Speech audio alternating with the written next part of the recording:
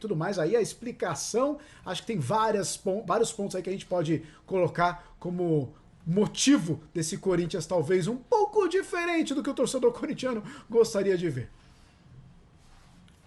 É bem por aí, Luciano. E fica claro, a partir do jogo de ontem contra o Fluminense, que isso se tornou um modo de sobrevivência do Silvinho. De sobrevivência, não, nem dizendo no cargo, mas de conseguir tirar algo dessa equipe que, ao seu modo, pelo estilo Silvinho, que a gente viu, das ideias, da discussão, do que ele prometeu entregar ao Corinthians, pelo menos nesse início de caminhada, não vai dar, que é de ser um time técnico, ser um time agressivo, ofensivo. O Corinthians de hoje não tem essas características, por elenco, por jogadores, mas é muito difícil, por mais que se tenha boa vontade do treinador, fazer desse time um Corinthians envolvente, um Corinthians que consiga controlar toda uma partida. E mesmo dominante no primeiro tempo, o Corinthians até com uma boa intensidade de jogo contra o Fluminense, no segundo,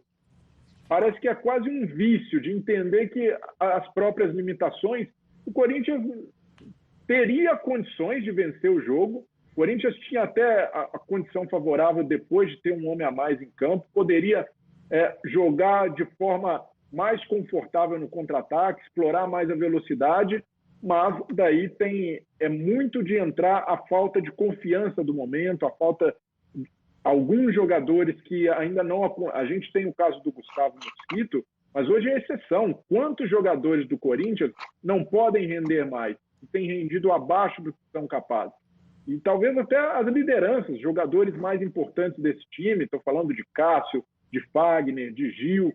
Então, falta ao Corinthians conseguir extrair o melhor desses jogadores. E não estou dizendo que o Corinthians tem um grande elenco, o Silvinho com esse elenco vai conseguir praticar um bom futebol.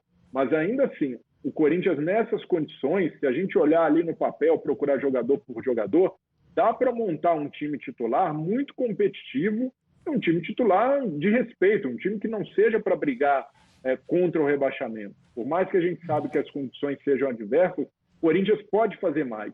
Mas acredito que nesse primeiro momento o Silvinho está tentando buscar confiança, de não perder, de tentar fazer uma sequência invicta, uma sequência com poucos gols, e nesse caminho vai deixar escapar oportunidades como a de ontem, que claramente tinha um jogo para vencer, um jogo de 3 pontos, mas que por ainda não ter atingido esse estágio de confiança, o Corinthians do Silvinho ainda prefira ser pragmático, prefira administrar um resultado de empate e ir construindo aos poucos. É um caminho arriscado, porque a gente sabe que a paciência do torcedor tem sido testada a todo momento, mas aparentemente é o caminho que o Corinthians do Silvinho escolheu. Ser pragmático, objetivo, ainda que isso custe alguns pontos pelo caminho.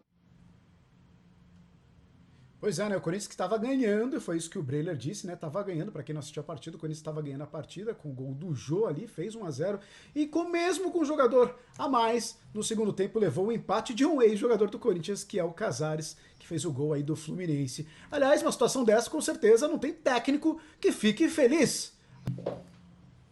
Pois é, a palavra é triste aí pro Corinthians, né? Agora o Corinthians é o 11º, né? O 11º aí na tabela de classificação. Essa é a situação atual aí do Corinthians. E o campeonato é longo, mas pelo menos pelo que deu pra perceber até agora do Corinthians, tem um cara ali que, olha, ali tá fazendo a diferença nesse time do Corinthians e o nome dele é Gustavo Mosquito. Tá aí, ó, o Mosquito. É ele mais 10? Será que é isso mesmo? Saiba você que ele participou nada mais nada menos que 83,3% dos gols do Corinthians na era Silvinho. Por exemplo, ontem, gol do Jô de pênalti. Quem sofreu pênalti? Foi ele, foi o Gustavo. 2-1 contra o Sport, cruzou pro gol do Maidana. Olha só, contra o Red Bull Bragantino, assistência pro gol do Rony. No empate contra o Palmeiras, assistência pro gol do Gabriel. E contra o América Mineiro também sofreu pênalti. Aliás, o que ele sofre de pênalti não é brincadeira, né? O cara sofre bastante pênalti. Ô, Pedro, me fala uma coisa.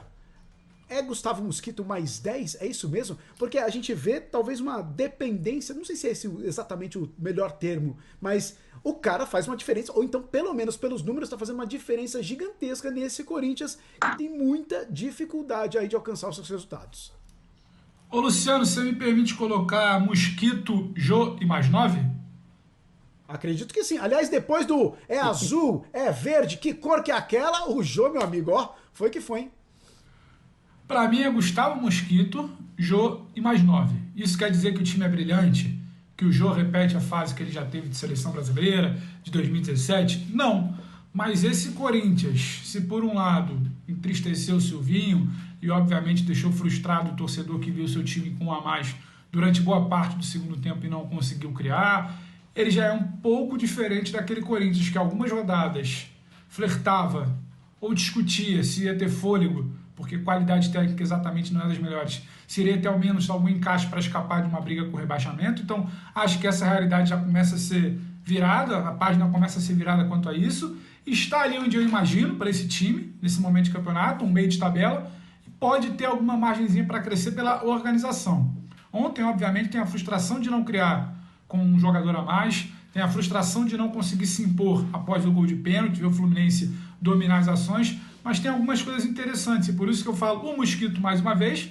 Temos sido quase repetitivos aqui ao elogiar o Gustavo Mosquito, né? É sempre o Gustavo Mosquito a pauta positiva do Corinthians, e deve ser, mas agora eu começo a ver um Jô entregando, um Jô ciente das suas limitações, mas ciente também do que pode fazer dentro disso. Um Jô que volta a ser uma referência, um Jô que consegue sair um pouco mais da área e fazer o time jogar, um Jô que consegue voltar a exercer um papel principal e, obviamente, também auxiliado pelo Mosquito nesse time do Corinthians. Então, acho que caminha um pouco por aí, Luciano. Não tem motivo para desespero, tem sim a frustração, mas tem uma mínima evolução quando a gente olha para um mês atrás, talvez, e começo a imaginar com o Jô, com o Gustavo Mosquito, e tem também uma linha defensiva que muita gente já conhece, tem o Cássio lá atrás, o Fagner na direita, agora entender quando joga com a bola contra times um pouco mais inferiores, com o Cantígio, quando joga talvez imaginando sem a bola, plantado ali com 2 volantes de marcação. Então acho que o Corinthians começa a ganhar uma cara. Se não é a cara sonhada pela torcida,